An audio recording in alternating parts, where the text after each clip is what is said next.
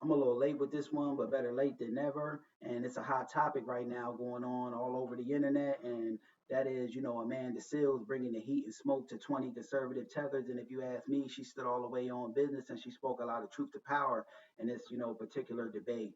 And the debate can be, watched on Jubilee's YouTube channel. You could watch that debate in full on their YouTube channel. And I suggest that all of the family does watch this debate because it was a great debate, if you ask me.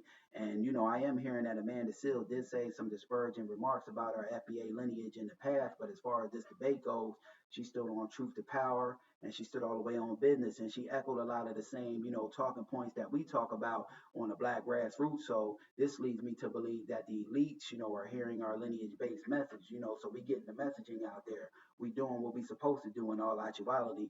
You know what I mean? And AmandaSeales touched on things such as systemic racism, white supremacy. She also talked on reparations and why lineage-based reparations need to be advocated to foundational Black Americans for the historic wrongs and injustices, that were continually done to hurt, harm, and injure our community. You know what I mean? And she was trying to get, basically these tethers, to understand how systematic racism, white supremacy is, works, and functions. And you had a lot of these foolish tethers sitting up there talking, I don't see no systematic racism, white supremacy. Everything is fair. Things ain't based off of race, which couldn't be further from the truth. And it's a bunch of nonsense.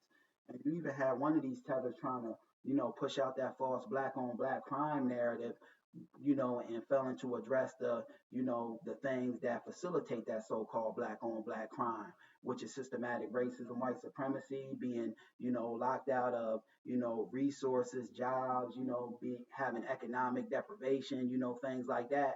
You know what I mean? Because we ain't got no crime in the black community. Everybody got crimes in the vicinity that they live in, which means if you're a white person and live in a white community, you got white on white crime.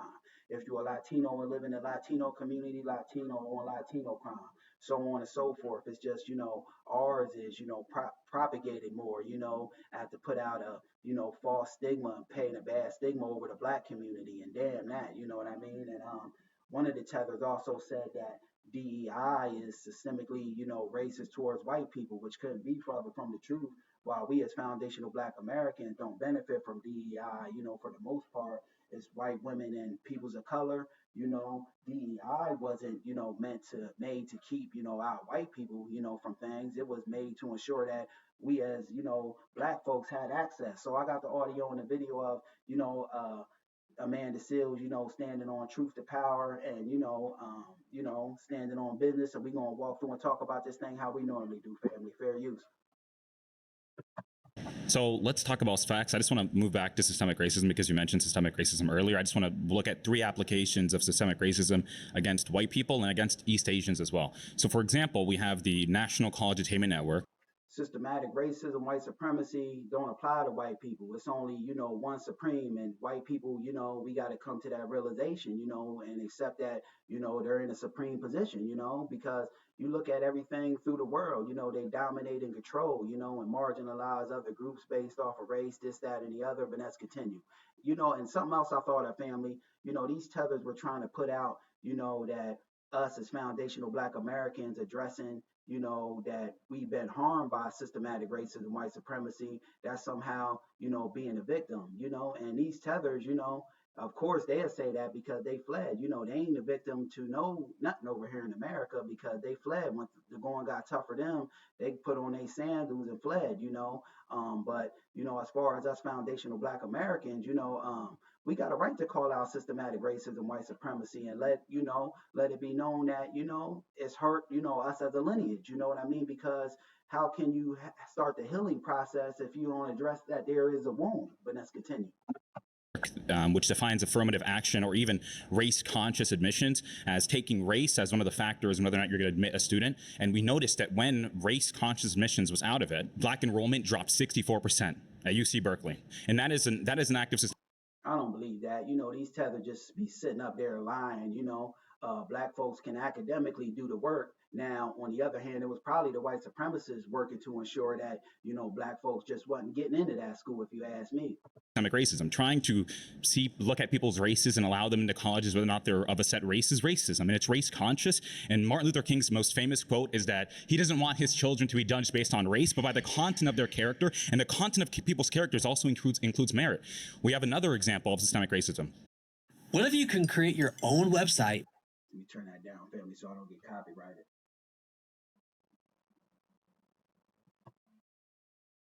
He's a representative out of Utah. He's a black Republican representative.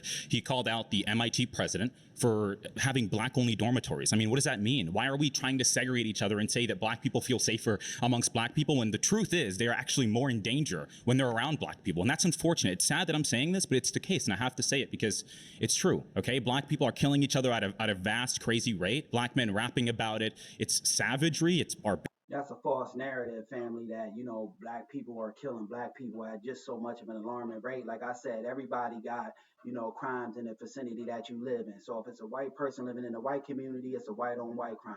Latino in a Latino community, Latino on Latino crime. It's just that ours as black folks, foundational black Americans in particular, is weaponized and propagated more through, false propaganda and trying to paint a negative stigma over the black community. And I'm hearing, from his little interview, because I'm about to speed it up, family. He was talking about, you got King Von talking about death and, the Chicago drill rappers, this, that, and the other. And, while, they're talking about it, but you got to address the system, at play behind it, which is systematic racism, white supremacy. Black folks don't own them record labels. Sure, they should, have a little bit more knowledge, wisdom, and understanding as to not be talking about that, but everybody's consciousness is on a different level. You got the white supremacists in all actuality funding those record labels, you know what I mean? And more white folks buy those, gangster rap albums, drill albums than, black folks, and that's all by design. So call out systematic racism, white supremacy, you tether, instead of, trying to put out, the false image that black folks is just running around here, hurt, harming, and injuring one another, and that's just, done to let, systematic racism, white supremacy off the hook and condemn black folks. But let's continue. Barrack and people, we shouldn't be doing it as a people. We should try to. Hold on, family. I want to speed this up to this part. I want to make sure I'm not getting too much of this interview, so where I don't get copyrighted. You earlier said debate, that BLM is worried about police, but when Daniel Penny choked out the man that we all know was causing violence on that subway train. Then this tether tried to give Daniel Penny a pass, you know what I mean? It's just a bunch of nonsense. It just lets you know that these tethers don't think like us, and we should be watching things like this to know that just because people look like us, they don't look and operate and function like us and show up as we as foundational black Americans do in this world as far as fighting systematic racism, white supremacy goes. These damn tethers, think white people are their allies. White supremacists are their allies. But let's continue. He was not causing violence. He was threatening causing people. Disruption is not causing violence. He was threatening people. Causing disruption is not causing violence. And the people there helped him also. And we know that he helped them. I don't know what that has to do with BLM. Random people on a train is not Black Lives Matter. BLM showed up for that. They did. Showed up for diaspora is to leave. Random people on a train is not Black Lives Matter. BLM showed up for that. Sorry, man. I'm trying to find a specific part. New York. BLM protest. Where did you get that from? You see, your sources are not. You're not able to cite your sources. These tethers just be sitting up lying and spewing lies day in and day out, you know what I mean? As to, condemn foundational black Americans and let white supremacists off the hook. And that's a bunch of nonsense. And it shows you how these tethers, function. Please go sit down. Yeah, that's the truth. It's not the truth. It's not the truth. It's not the nothing you say is actually the truth. Nothing. You're not even American. You're not even. There go that victim narrative. It ain't no victim, by, calling out white supremacy and addressing that you got a wound, because only in you addressing that you got a wound can you start to work to heal that wound. I'm a black American. As the daughter of an immigrant, it is imperative that black people from other places. Listen to this part, family, though, because AmandaSeales spoke a lot of truth to power on this one. Understand the disparate difference that they exist from black people in the United States. It is not the same, period. And ultimately, the best effort that we can do as a diaspora. they coming over here and they get a leg up and they're used and weaponized and used as a buffer group to ensure that us foundational Black Americans getting out of damn thing. And we got to watch these tethers because they very dangerous. They sit on, reparations panels and they get in political office and say a bunch of what FBA don't need, and damn that. Is to lead in understanding, not in judgment. So when I am talking to somebody from Sudan, from the Congo, from Angola, I am listening to understand their experience, not to undermine it. And I refuse to allow anybody from Grenada, from Angola, from any other place to come and try to undermine the experience of Black Americans. Yeah, right there. That was perfectly said. She perfectly executed what she just said right there, family, because we as foundational Black Americans, we listen from a place to understand, other people's struggle and pain, not to undermine. And these tethers come over here with an anti-FBA disposition they use as buffers, and, they work to undermine our group. So I suggest that everybody, taps in with this, debate, what's on the Jubilee YouTube channel. It's a great debate, and it shows you how these tethers, function. You know what I mean? Because foundational Black Americans, all we got is us. Just because these people look like us, they don't operate nor function the way we do, and they don't fight systematic racism, white supremacy. Just my thoughts on the matter, but salute to AmandaSeales on this one. She really, spoke a lot of truth to power and stood on business. Peace.